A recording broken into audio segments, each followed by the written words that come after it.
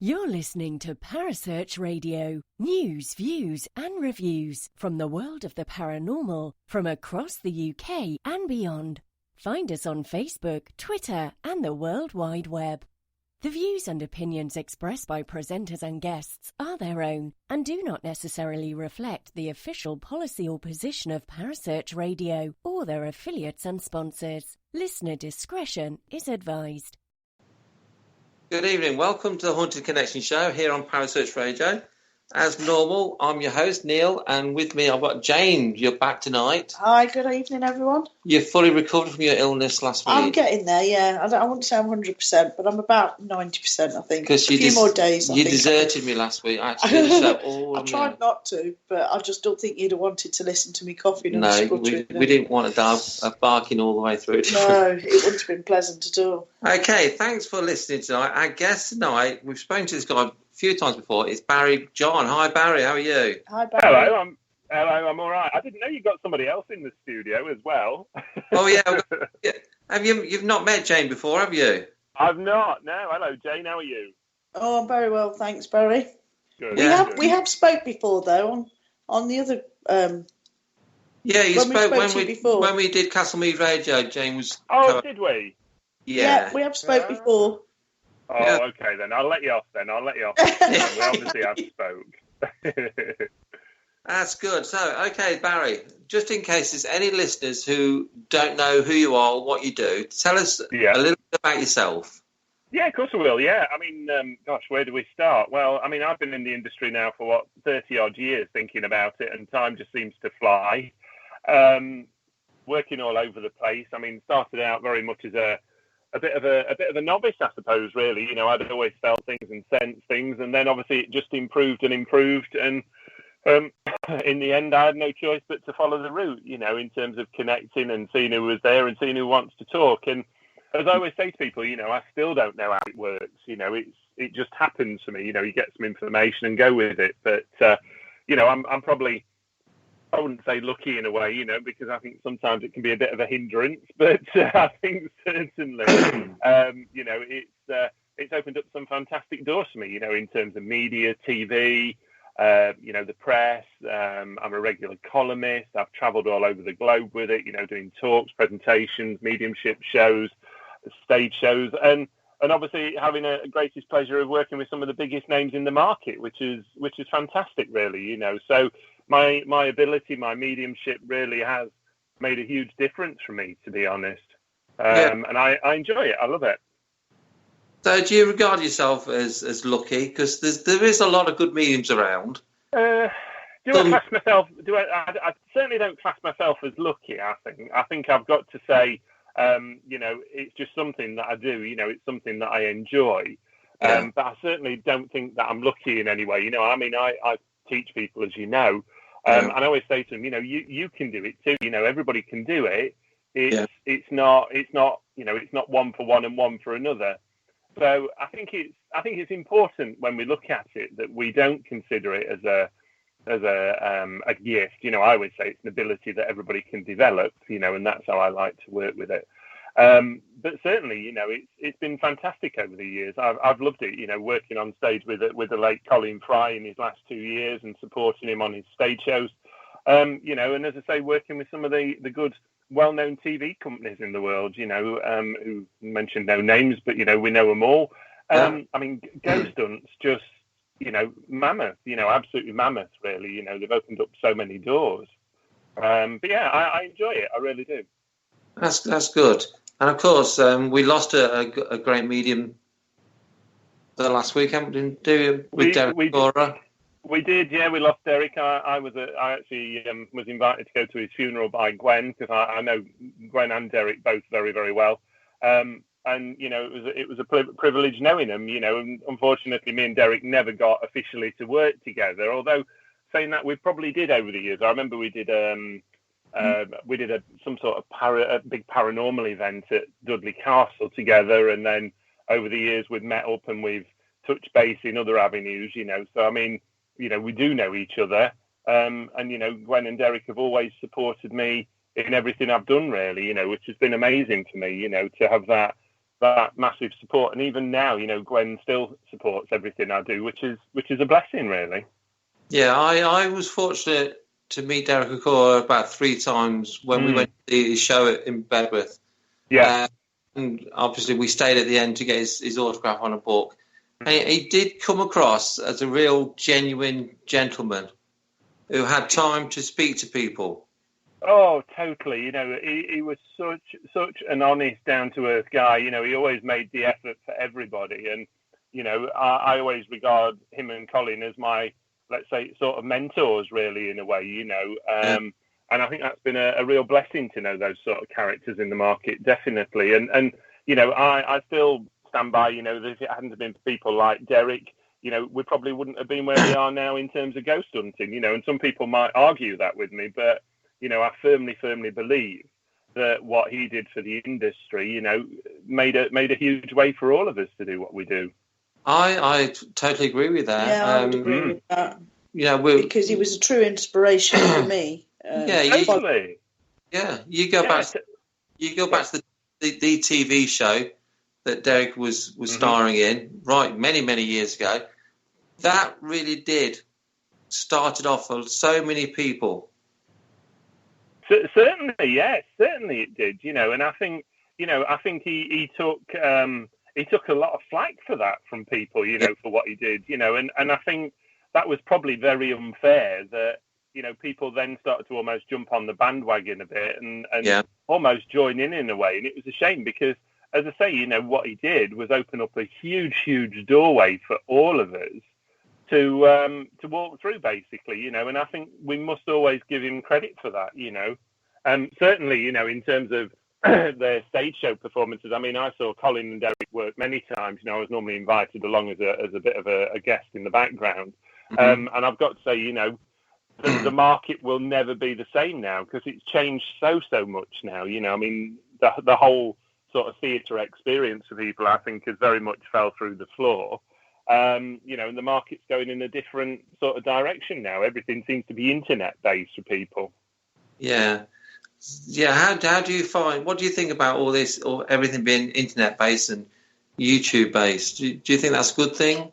Well, I think the problem what you're getting nowadays, and I mean, I've fought really against this, ourselves. I mean, everything seems to be, almost like a standard reading for people, so everybody seems to get the same sort of readings. And I think, well, surely for me, that isn't how it should work. We should all be getting something individual for a reading nowadays.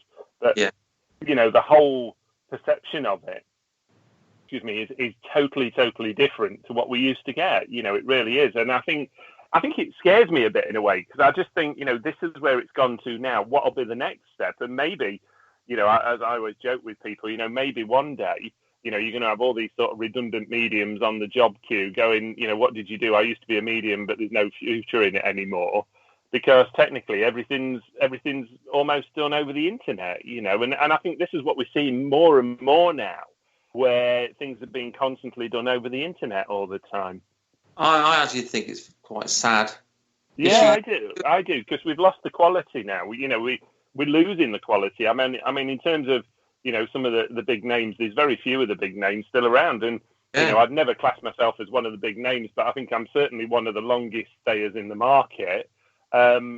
People seem to remember the name quite well nowadays, which still shocks me in a way. But, I hope that I follow the tradition, let's call it, and I'm fighting my best not to go the opposite way at the moment, if you know what I mean. But everything's online, everything's Facebook Lives, and that's all people want to do now is Facebook Lives and things.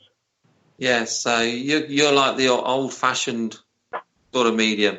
Yeah, definitely. Yeah, and I think that's a real difference now. I mean, I see so many people coming into this industry, and I mean, the biggest thing what they all look at is they think that it's an easy industry, and they'll come and talk to me at some of the events, and they'll go, well, why is it you're always busy? Well, I've been in the market a long time. Having foot standing in the market, having a name makes a huge difference. And I think people go into courses nowadays, and again, that's something else that's all been like internet based. You can go online, you can do a course in a weekend, and it makes you a medium or a healer or a Reiki master or a ghost hunter, whatever you want to call it.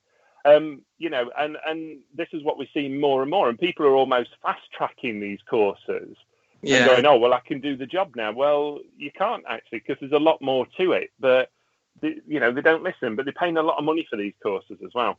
Yeah, we were actually just talking about this last night. We were, about these online courses. Yeah. I actually think they're quite dangerous, especially when it's mediumship. Yeah. Me and Jane talked about this long time, hours about this conversation. Yeah. Because mediums do have a big responsibility. Yeah. And accountability as well to messages you're giving and information that you're giving to people. I mean, I don't do online readings. I don't do online tarot card readings because I feel it is a personal thing. When you're doing a private sitting for somebody, it is a private, personal thing. And for me, the only way to do those is to be face-to-face in contact with that person. You know, I totally agree with you on that. I mean, I do online readings for people, but what I do is I only do very quick sort of psychic readings because I agree with you. I think a full reading, a full mediumship reading is private for somebody.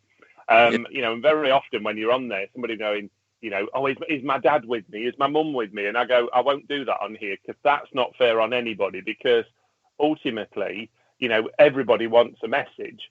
And it's how you do that. And I totally agree with what you've said there, because I think there's this very fine line in terms of what we all do. And I do think there's a very fine line between mediumship and counselling. And you've got to be very careful not to go over the borderline, if that makes sense. You know, and you know, let's be honest, people that come to us are coming to us for an element of help and guidance, whatever you wish to put on it.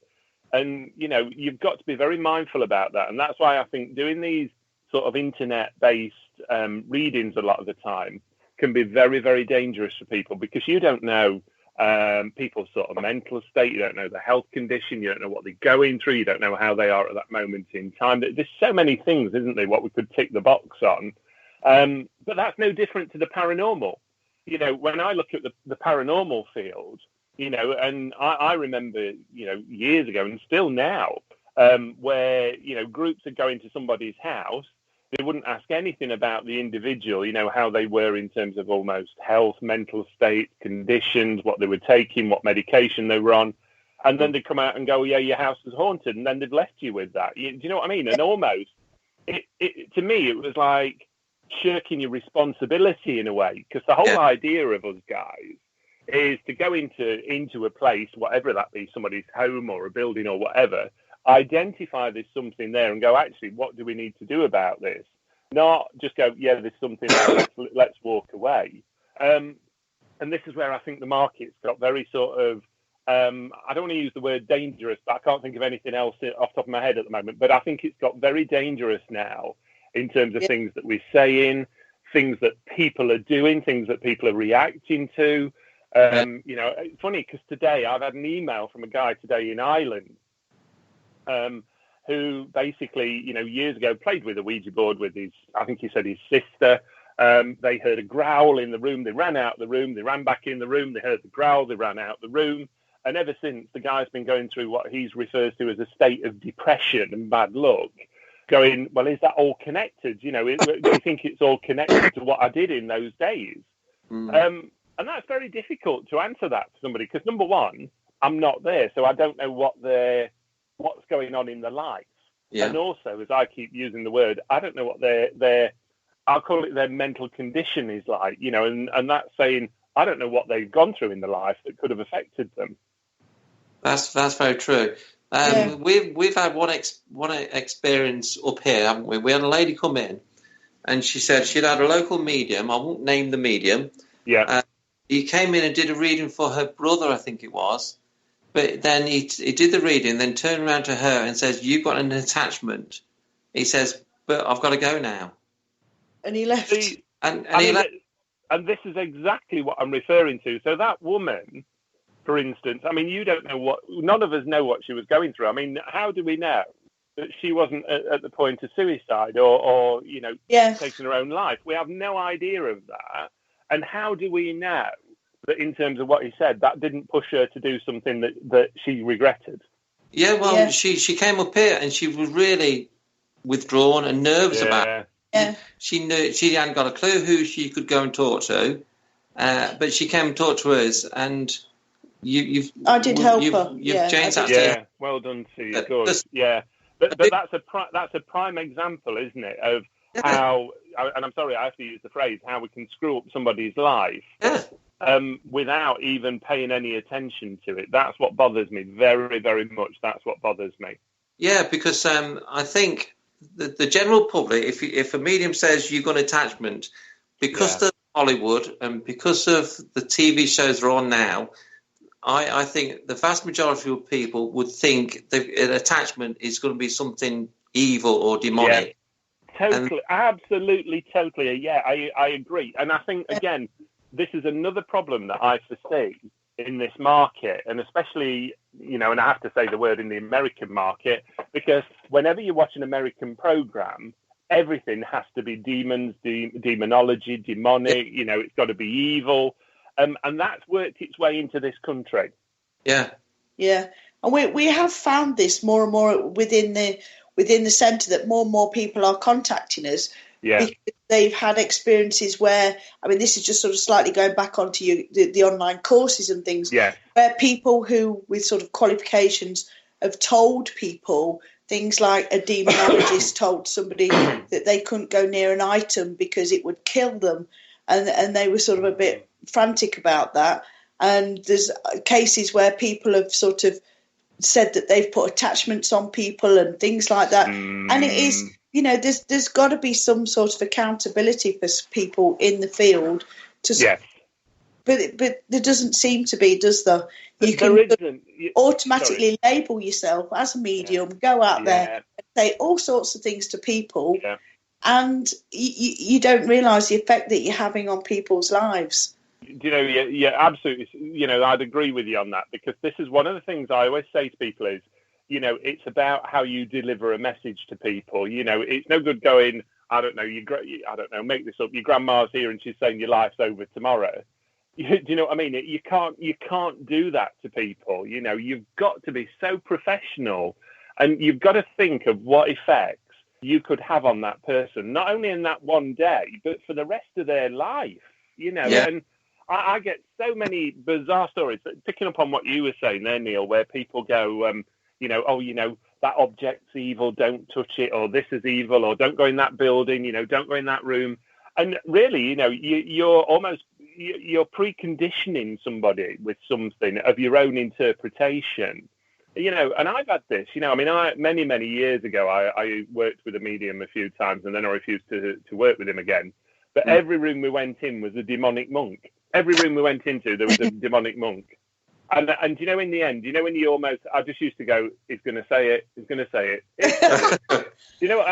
that just totally spoilt the night. It really did, because, I have an element of respect for what I do, not only for people here, but for the other side, and people will go, oh, what a load of rubbish, it doesn't exist. And I go, not a problem. Don't have an issue with that. If you don't think it exists, absolutely fine, not a problem. But I have a lot of respect for them over the other side. And you must have had this as well, Jane, where people have come forward whose partner has committed suicide, and they'll go, oh, I've been told by a medium they'll never come through and talk to me. Yeah. Well, why not? Why not? They go to the same place. Oh, no, they don't. I've been told they go to somewhere else. And the other one that I get quite annoyed about is when somebody is so ill and they pass over and they'll go, oh, well, they don't come through for 6 months. They have to go through a healing process. Well, no, they don't. As soon as you cross over, all your pain's gone. All that, what you've gone through is gone. Well, you've got no physical body, so you wouldn't have to. Exactly. But, you imagine somebody who's just lost, I don't know, their wife, for instance. And, somebody's going to them, oh, she won't come through for 6 months. She needs to still heal. Well, what a horrible, horrible way of a thought being left in your mind that, gosh, my partner's still suffering over the other side. Yeah. But this is where I think the training comes in. When you sit in circle and when you've worked with spirit for a long, long time, you sort of go out and start to tell people, you understand how the spirit world works. You understand how to give messages, and how to interpret things that you see, and to deliver things in a sensible, in a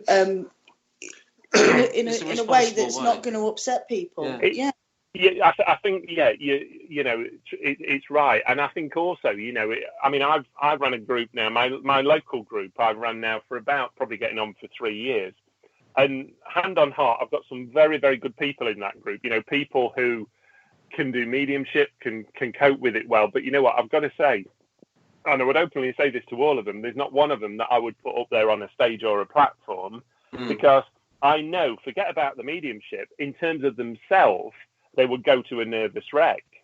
Yeah. And you can't do that when you're up there. When you're up there, you've got to portray this image to people that, I'm I know what I'm doing, I'm safe, everybody's safe, we know what we're doing, and this is one of the problems. People go into these weekend courses, day courses, going to one lesson, and then they're coming home and going, I can do it now. Well, no, you can't actually, because it's not just about picking up a set of tarot cards.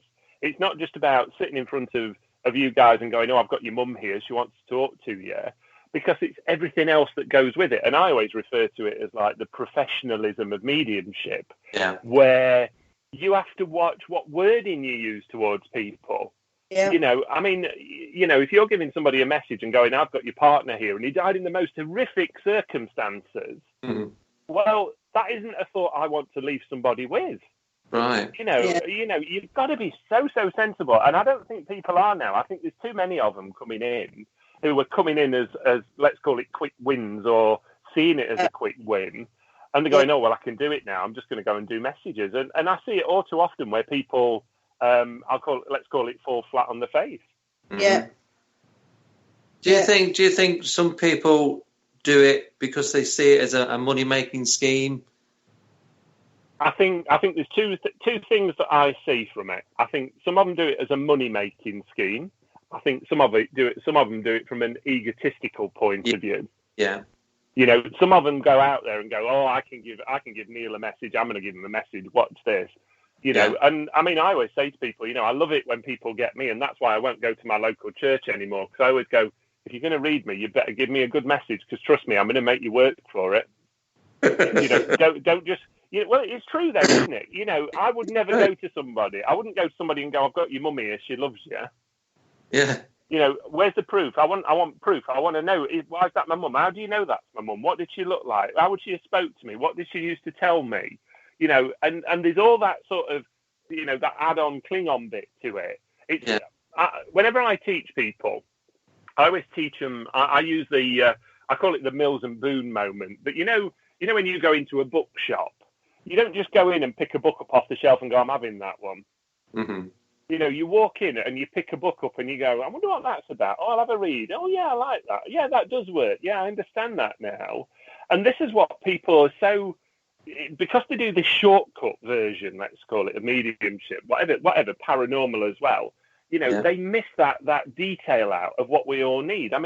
Anybody can walk in a room and go, I feel uncomfortable in here. Yeah. Okay. But why do you feel uncomfortable? Yeah. Why? I could walk in a room in the dark, feel uncomfortable. I could walk in it in the daytime and it'd be absolutely perfect. So that's not actually paranormal. All that is purely the light element. It's nothing to do with the paranormal at all.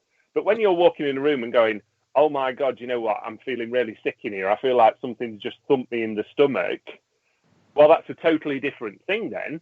Yeah. Yeah, definitely. But people won't. They won't push those limits anymore. I know certain characters that train people, and they're pumping out 30, 40 mediums in a weekend, telling them all that they can earn X amount of money in a weekend by going to shows and doing shows and events.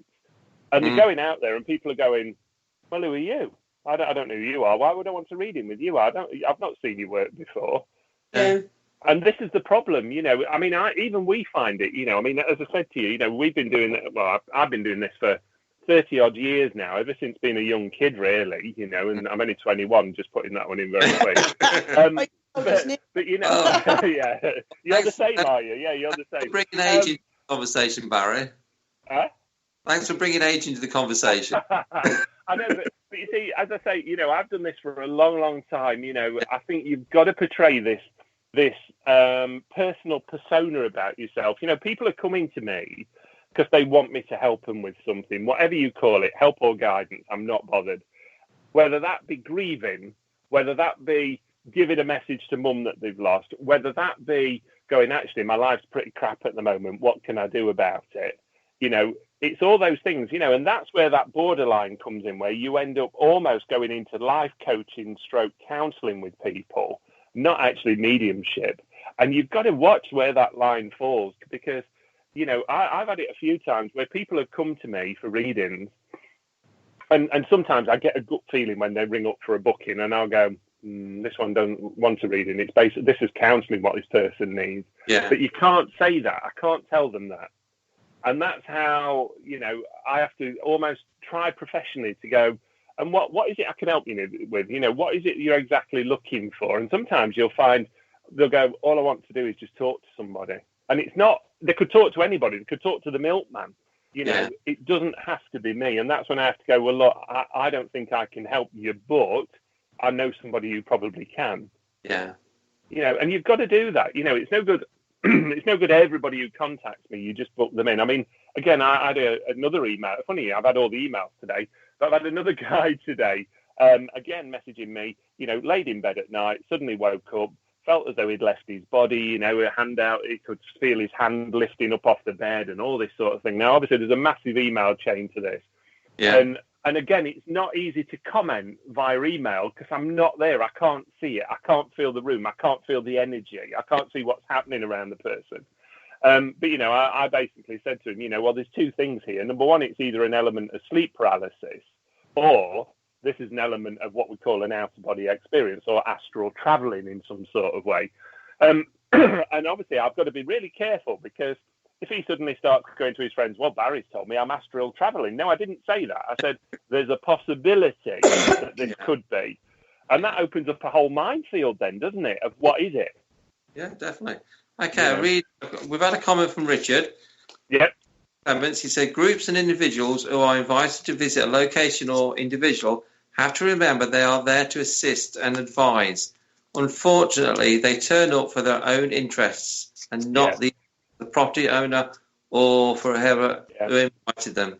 Yeah. That's I think as well, a lot of people in this day and age want everything instantly, don't we? That they're in an age where everybody wants everything instantly, and I think this is where we've lost the bit about patience and learning and everything else like that. Yeah. And don't realise as well the commitment it takes to the spirit world in order to be an effective medium. But people don't necessarily want to give that commitment or the time involved, years of sitting, training, working at it and practicing and everything else. They want to sort of instantly do it now. And I think that's where they sort of forget some of the values of sort of being a medium. Yeah, they do. And just picking up on that email quick, that message quick, what you've just had there. I worked with a group a few years ago, and I'm not going to mention any names. And I had to actually pull the organizer to one side at one point and say, can you just remind me, are you doing this for your group as a paranormal group, or are you doing it for all this public that you've got here at the moment? Because basically I feel like I'm entertaining, ever since I walked in, all of your public. And that was basically making them teas and coffees as well, showing them where toilets are. And I'm the guest medium at this. While all his group went off and did their own thing on Facebook Live. Really? And as you can imagine, I didn't work with him again after that because I basically told him a few home truths when I got home. But and anybody that knows me know that I'm very truthful. I'm either honest or I have to grin and bear it, and I'm normally honest. But that picks up on that message there, what you've just given, where groups go in because they want to experience it themselves. It's not to go in and support whatever the public or the person's house they're going into. They want to go in to go, we went ghost hunting last night. Yeah, that's it, isn't it? Yeah. So do you voice your opinion there, Barry? Do you just keep it to yourself? Well, I think you'll know by now, Neil, that I'm rather vocal. I do now, actually. Yeah, I do. Because know what? I have a passion for not what I do, but we all do as professionals. Yeah. And, you know, I will never, I've always said this because people used to say to me, oh, you know, you're on TV again. Yeah. Do you know why I go on TV? Because I go on there to show them that we're not a bunch of freaks. Yeah. And that actually we all have a professional element to us. Yeah. You know, we're not all, you know, weird people who basically people go, oh, God, that's that weirdo that lives on the corner, you know. And this is what annoys me, is that's what we're all titled as. We're titled as weirdos and freaks, whatever you wish to call it, all because of certain individuals. I mean, you know, honestly, some of the stories that I could tell you about what where I live, you know, we have quite a few mediums around here, obviously, and one of them I do very well because I get a lot of the clients, and I get a lot of the clients because things that are said to them that are really negative and quite nasty. And they all come to me and go, well, this is what was said to me. Is that really what's going to happen? You know, and I shouldn't have to do that. I should not have to do that. I shouldn't have to pick up what I refer to as the pieces. And I think this is where it's getting more and more dangerous now in the fact that, as we were just saying, people are going on these day courses, 2-day courses. And people, whoever comes on a course with me, I always say to them, please don't think that this is qualifying you to go out there and work, because it isn't, you know, and the one thing that, again, another thing that I always say is, you know, if ever you're going to give my name, remember, I'll be very honest about you. If somebody rings me up and says, so-and-so's told me to contact you because they've trained with you, I'll go, no, they've not trained with me. They've attended one course. Yeah. It's a very fine line, isn't it? And it's a very dangerous line to cross as well, I think. It is a dangerous line. And like we said earlier, not just the mediums, the paranormal investigators do have a responsibility when they go out. Yeah, particularly now, I think where people are so sensitive, you know, things that have said to them and things that happen to them, and even the way that people are treated, you know, you've got to be so careful, and you've got to be able to, I think, rely on all the skills and everything that you've learnt in order to deliver an effective, you know, service, I suppose. I agree with that. Yeah, I agree. And I think also, you know, what we have to bear in mind now is everybody is so like, you know, insurance minded now, aren't they? If you know what I mean, from an event to a reading to a mediumship show, everybody wants you to trip up to in order to put a claim in against you in some sort of way.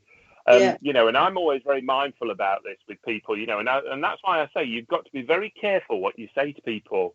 You know, you can't go out there and go, well, I know this is going to happen to you in a few weeks, because what if it doesn't? Yeah. You know, it's really, really a very fine line. I think it really is. We've got to be mindful. But, you know, the one thing that I like to introduce or like to bring into the whole industry is, you know what, there is certain people out there that are very, very professional in what they do, how they deliver it. I would sooner turn something down if I felt uncomfortable with it, if I felt as though I was being set up, rather than go along and be made a fool of. Yeah, definitely. And I'd agree with that, because I've turned a few things down because I feel that people just want to test you, or they want to set you up in some way, and I don't feel I need to do that. I don't need to prove myself to anybody, really, because I think if you're true in your own heart, then you know you're doing a good job, then, you know, but also for me, I need to have a clear conscience. So when I go home at night, I know I've done a good job and I've been honest and I've been truthful. You know, I've got my insurance. I'm a member of the spiritual workers thing. And there's just so many, I feel that there's a right way and there's a wrong way to do things. And I really want to do the right thing, you know, not only for people, but for the spirit world as well. Yeah. And so many people out there that don't have insurance. They don't give a monkeys about if they upset people, or if they, you know, if they damage somebody in some way. And I think, you know, there's sometimes you just look at people and you just think, well, what are you doing? I know. You know, you've just said something really significant there that always sticks with me, and it's that whole impact of insurance, you know, where people just don't think it's necessary nowadays, you know. And how many times do we see it where new groups come in, no insurance, they do one event, they disappear, you know, they run off with the money, the event never happens. And lo and behold, that's what gives us all that bad name, irrelevant of whether we call ourselves mediums, paranormal investigators. And this is what I say, this for me is that whole sort of element where people go, oh, look at them, like, they're all just, a waste of space. Yeah. And I totally understand why they do that. Yeah. I totally understand, because it's the individuals that make it more difficult for us. Yeah, definitely.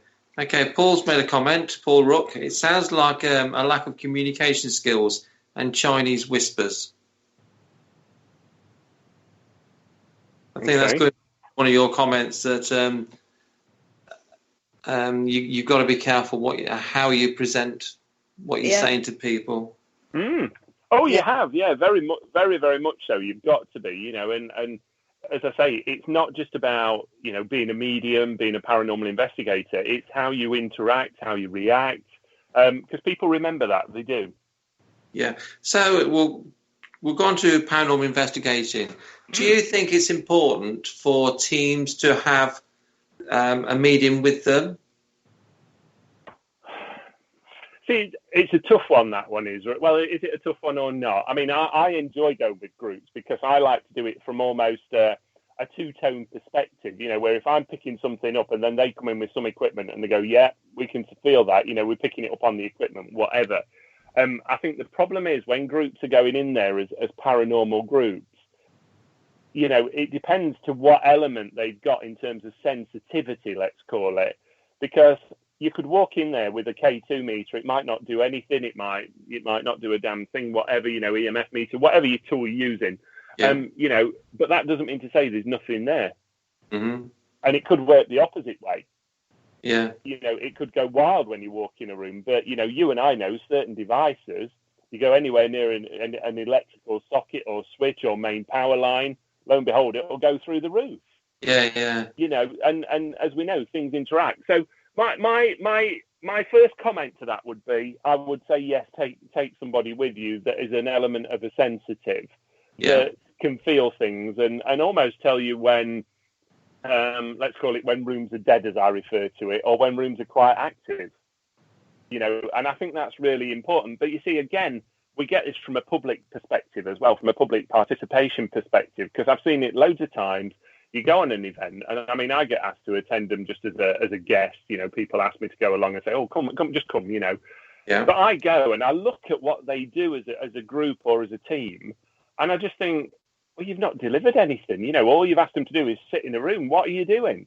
Mm-hmm. It's not just about putting people in a room, but then you get the whole public side where, basically, the public will sit in a room. Within 2 minutes, they've gone, "Oh, it's boring in here. Nothing's happening. Can we go somewhere else?" Yeah. There's no, I remember, do you know what? I remember, guys, years ago, when I first started out in the 90s in terms of paranormal investigation, we used to sit in a room for 2 and 3 hours at a time. Very rare would we talk to each other apart from going, God, it's cold in here. And that was it. And we used to sit there for 2 or 3 hours, sit there with something, whatever, in them days, all we had really was K2s and EMFs, let's be honest, and pendulums and things like that.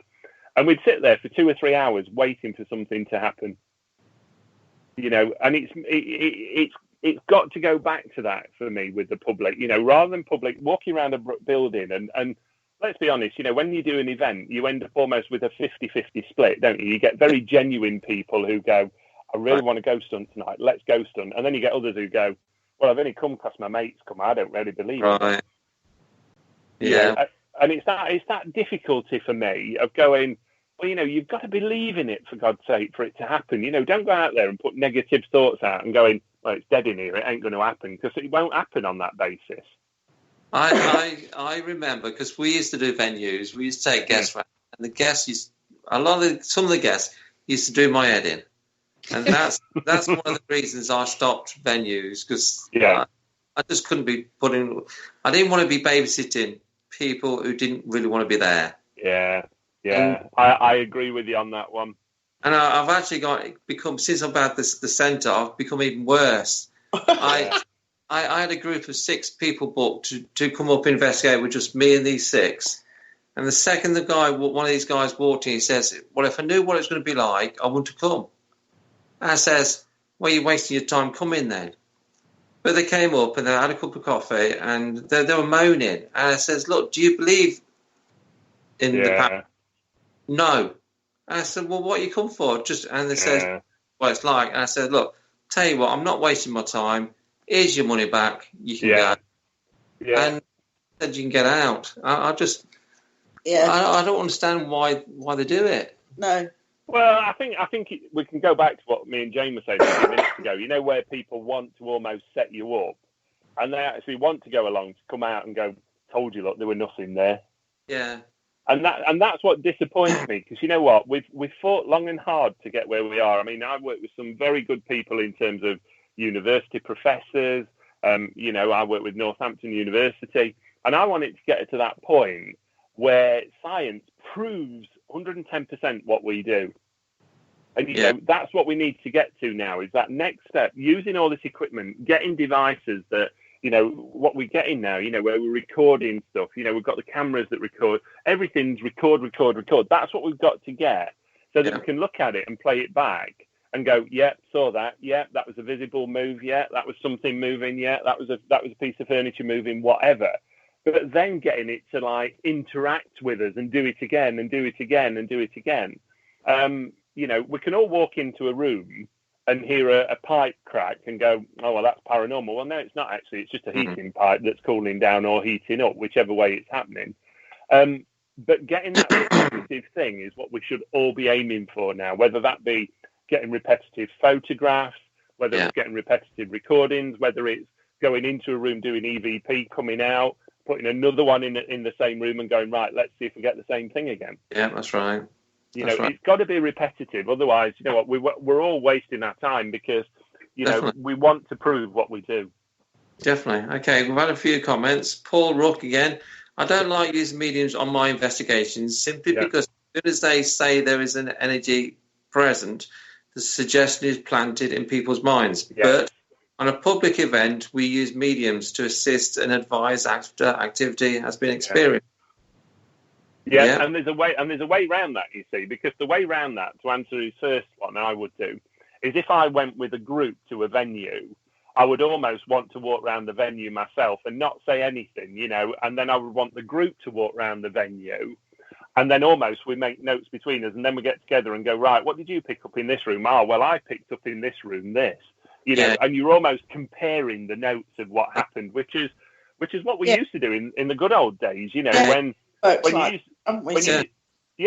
you used to have groups, and you say to one group, I don't know, go into the tower, and they'd go in there and they'd make notes, they'd document what happened. Then they'd come out and swap over, go into another area, and somebody else would go in. And then you'd get together at the end of the night and go, right, let's all compare the notes. Yeah. You know, and that's what we should be going back to, and we're not, because I think there's been a lot of emphasis put on public and getting public involved, you know, which I think again goes back to that monetary sort of scenario. You know, groups are seeing this as quick wins, easy money, they hire a venue, in they go, and that's it. You know, and it shouldn't be like that. Yeah, I'm not denying, you know, if it's run as a business, you should make money. I don't have a problem whatsoever with that, you know, but you've still got to deliver a service. Of course, yeah. Okay, Wild Bill says, a lot of people think investigations happen on demand. Sometimes the most active can be dead. Totally, yeah. Jacqueline, no, Jacqueline. Yeah, I know Jackie Dixon, yeah. Yeah, I would rather stay in a room and be quiet and listen and get things for myself. Yeah. Not be told who or what is in the room. That's very true. Yeah. Then she says, I like validation afterwards to back up what I get, which is exactly what you've just said, Barry. Yeah. I mean, I remember, you know, the good old days again, many years ago. I mean, you know, when you used to walk into a building and they go, let's do a mediumship walk round. You know, and I mean, one of the things I always used to say to people when they went to any venue, I used to say, forget what you read on the internet. Oh, yeah, you know, because everybody knows, well, I certainly know, and I'm sure you guys do, you know, sometimes stuff that's on the internet is actually made up to make it look as though it's haunted. Yeah. And it's probably never, ever happened at all. Yeah. You know? So, again, that you know, but again, that's marketing a venue, which people are very good at nowadays. And they've all jumped on the bandwagon. You know, I mean, I remember many years ago, and I forgot the venue now. I can't remember. I've got a feeling I know what it is, but I won't mention it. But I remember ringing up and saying, can I book you? And the receptionist lady who'd worked there for the conversation started off, can I book you? And she says, yeah, what for? And I said, well, paranormal investigation. He said, what do you do? And I said, ghost hunting. She said, and her direct comment to me was, love, I've worked here for 40 years and I haven't seen anything in 40 years. And that was her comment of selling that venue to me. Well, that's a good comment, though, and she would know, wouldn't she? Exactly. So we'll carry on with that sort of topic. But I like Jackie's comment, because we don't, when teams and groups come up here, we don't tell them what's haunted, what's what, where, or anything like that, because we want them to go and experience it themselves. Yeah. And afterwards, they can then come and say, have you got this? We've saw this. Yeah. And a lot of the spirits up here I've actually drawn in my book. And when people say, have you got a little girl with sort of curly hair, and I can get the picture, they like picture like this, and they'll say, yeah, that's her, we've seen her tonight. Yeah. That's the sort of a better way of doing it. Yeah, I like that. That's a brilliant way of doing it. I love it. Yeah, I always think because I'm always up here with the teams investigating, I always like at the end of the night, because we sit down and they'll say such and such, and I say, yeah, we've had that. We've got a drawing of that person, or no, we've not had that before. I'll record it. Yeah. Just think if the team next week get the same name or feeling or whatever. Yeah. It has been recorded, because we do record it. Just like Paul says, you can very easily put the power of suggestion into people's minds. You can. And then they all saw it. Yeah, but do you know what? You've both said something really important there, and that's the word record it. Because that's what people don't do. Groups go in, they don't record it, they don't reference it. Nobody, and that's what you should be doing. We should be referencing it, because you know what? I don't know. If you get the same thing at 11 o'clock every night with every group that goes in that room, well, do you know what? That's telling me there's something quite phenomenal there. Yeah. And they're the sort of things you want to document. Not we went in and, I don't know, I sat on a chair and the leg broke off, which happened to me many times. It happened to me at one of the very famous castles, where I sat on a table and didn't realise how precious it was until the top come off. I won't tell you where that one was. Well, I will. It was Bolbrook Castle, but that's many years ago. But things like that, you should document it. You really should, because you don't know what's going to happen. That's right. Because I think if one person comes up with the name John, for example, that's okay. But when it gets to 10, 15 people from different coming up with the name John, that's kind of interesting then. So then you can work on that. Yeah. And you can. Sorry, carry on. Sorry. No, I was just going to say you can, and that's where, if you've got every group, say in your venue you've got 3 groups, and they're all documenting what's happened at a certain time. 11 o'clock we all heard a thud in it, no matter what room they're in. Well, you know what? That's brilliant evidence. Yeah. Then you'd have to go, well, hang on a minute, Neil. Did you walk past all these doors at 11 o'clock and thump your foot or something? You've got it. Because I believe in doing that. I believe in being honest with people and going, well, actually, we heard this. Now, let's look logically at this. Now, was there a door that wasn't shut properly? Was there a window open, encouraging the door to bang or whatever? You've got to be sensible. I don't go into every building and go, oh, my God, it's all paranormal. Yeah. You've got to look at it sensible. And I always say to people, what we should be doing as investigators is going in a building going, right, hang on, that's happened. Right, wait a minute. Let's have a look now for the logical reason, first of all. Yeah. And then once we've gone, well, actually, it was none of them. Right, now I'm interested now, because that tells me there's something else. Yeah. And of course, in February, we are starting our 12-hour lockdowns at the centre, which is going to be total research into paranormal, where everything is going to be documented. The experiments we do are going to be repeated every time we do it. So we're taking it to a whole new level then. That's good. And again, it's getting people in that right frame of mind, isn't it? I always think, when I do paranormal now, I don't do that many now because I'm too old, let's say that, at 21. But the thing that I look at, I remember years ago when we used to do them till 7 and 8 in the morning, and they'd get there and they'd be having breakfast cobs and then going home.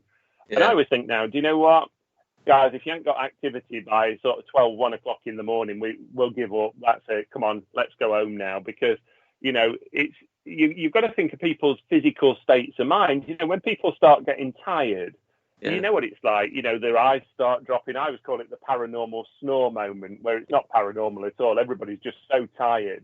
And it's always that last couple of hours, isn't it, where everybody's going, God, I just want to get home. Hurry up. Let this night be over. I just want to get home. Yeah. And you do have to think about that, because once people's sleep state starts coming in, you know what? Yeah. They'll see everything. They'll imagine everything. They'll hear everything. They'll hear things that didn't even happen. Yeah.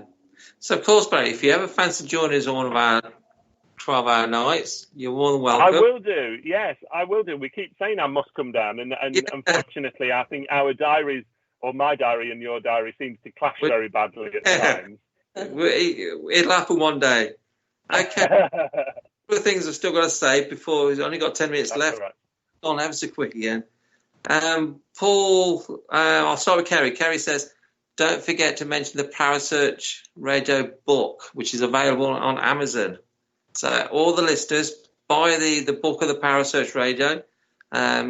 It's going to be a good read. And, of course, we will be stocking it very soon at the HAPRC, so you can buy it from us.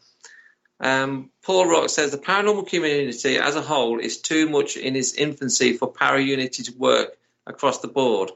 There are pockets of teams that work together, but it needs to be universal. Yeah. The problem is, and I'll answer that very honestly, I think in terms of Para-Unity, Paranormal Unity, I think that's a very difficult one, because I think there's still so many people out there that work with a big ego. You'll never, ever get it, because even when people try and organise it, certain individuals just think they know it all better than everybody else. This is exactly what we say. Yeah. We do believe in all the teams working together. Yeah. Would be nice, but it'll never, ever happen. No, it won't. It won't. Guys, I've tried I remember me and Richard Felix looking at that about early sort of 2000 period, trying to get, and Leslie Smith was involved, where we were trying to get almost like I don't want to call it a governing body, but almost try and say to people, look, guys, you need to do this properly. You need to almost get this training element so that everybody knows what you're capable of. You've all got an element of counselling. You've all got an element of even simple things like first aid. How many groups go out there and they've got no first aider and they're doing a public event? That's nothing to do with the paranormal. That's basically health and safety. But you see, don't get me started on health and safety, because that's another whole ball game. Some of the places that I've been taken to, and I think you're going to take 40 people through here. Yeah. And they don't even check them out a lot of the time. Yeah, that's just common sense, really, isn't it? Unfortunately, it's not just the paranormal. Unfortunately, in today's society, common sense has gone out the window. Yeah, it has. It has. I agree with that. And I really hope, Neil, one day we can reinstall that back in the market. And trust me, I don't want to come across as a big, I'm trying to think of the word for it, a pioneer of the paranormal. I'm certainly not. All I want to do is ensure that we do things properly and professionally. Yeah, I totally agree with you. Paul Rook says he has first aid. Good. Well done, Paul. And DBS checked. Good, yeah. Paul's got everything covered by the sounds of it. Good, well done to him. Of course. If I can help him, tell him to get in touch. Of course, straight after this show on Parasearch Radio, we got the Paranormal Concept Show, and tonight they are just discussing secret societies. Cool. Ooh, okay. So after us, just refresh the page, and you'll listen to Carrie. So we've only got a few minutes left. So what have you got lined up in the forthcoming weeks? What have I got lined up? Well, I mean, it's just. I bet you got stacked. I have, honestly. I really have. I mean, I tried to semi-retire 2 years ago from my part of my businesses, and that's not happened. But just before Christmas, we launched Pure Spirit Events, which is just going manic now, and that's basically organising mind, body, and spirit events all around the country. From that, though, what we have agreed with Gwen Akora is that we will be giving the Derek Akora Memorial Award for Mediumship. So it's basically somebody who is quite outstanding, and there'll be an element of almost like auditioning to go through with that. And that'll be an annual award, what we've agreed to do with Gwen, which will be basically to keep Derek's name alive and kicking out there, which I think we should do, and I think, it'd be nice. So we're doing a lot of that this year. That's going to start off. Next year, we're looking at making it even bigger. I've obviously still got all my own sort of demonstrations, my training, my workshops that I do. So, you know, as always, people that want to know, there's too many to ream off to you. If I can help any group, I always have done. I'll always go out my way to help people to provide a better service out there, you know. And as I say, I don't want to come across as the pioneer of mediumship or the paranormal, because I'm certainly not. But, you know, I'd like to support people and go, actually, well, if we do it differently, you know what, we could make a huge difference to individuals. That's good. Yeah, I think that's a really, you know, really important message. There needs to be people saying that sort of message, I think. Yeah, and well done to people like Paul. You know, I'm glad that people are taking health and safety seriously. If Paul's doing it, brilliant, well done to him. I hope that there's a lot of other groups that are doing it, especially if you're dealing with the public, because, you know, it's simple things like knowing, is anybody epileptic? Is anybody got, you know, are they diabetics? Do they know what they're doing? You know, are they insulin dependent? Because it's those sort of things that bother me for us, because I think all it's going to take is one of them and something like that, and it'll just destroy the whole market for us. Right, and to be honest, it is a minefield. The paranormal is a minefield. Yeah, I'd agree. Yeah, and it is. Unfortunately, they don't all take it serious enough, and I think some teams just make a quick couple of quid. Well, it probably won't be until somebody gets seriously hurt or something like that it is actually taken seriously, because you find that, don't you? Yeah, and that'll be when we get the insurance issue, if you know what I mean, because then it'll be like, right, you know, and it'll just get blown through the roof then. Yeah. Okay, we've got a few minutes left, so we'll just tell you what's coming up next week. Next week, Jane won't be here. No, I'm on holiday. Because you're on a holiday again. Again. Where are you going next week, Jane? I'm actually going to the Glass Igloos in Finland. I'm going to stay in a glass. Very nice. Yeah, and do lots of snowmobiling and stuff like that. I'm obviously paying you too much. that is just a joke. Anybody knows me knows I'm pay. It's not from pay. Jane won't be here, so it'll just be me, and I will be talking to Hazel Ford. Yeah, lovely. The owner of Haunted Happenings. I'm sure Barrie knows Hazel. Me and Hazel are very good friends. Yeah, mention my name. She knows me very well. A lovely lady. We get on very, very well. We often meet for coffee and dinner. Yeah, Hazel is a lovely, genuine lady. Yeah. I really admire what she does and what she's done. Yeah. I'm sure it's going to be a good laugh, because it's... Yeah. The week after that on this show, it's going to be slightly different, because I won't be here, because I'm up in Halifax filming. Top secret. It's not a paranormal show. Top secret. Top secret, but I'm telling you. It's not a paranormal show. It's an antique show. Fantastic. So I'm looking forward to that. So I won't be here, but Jane will have Paul Rook. Yes, and he's going to be here on site, isn't he? And you'll be doing something downstairs, because we'll have downstairs by then. Fantastic. So it's going to be very exciting. Yeah. Cool. So all that's left to say now is thank Barrie for being our guest. So thanks very much, Barrie, once again. Yeah, thanks, Barrie. Lovely to talk to you again.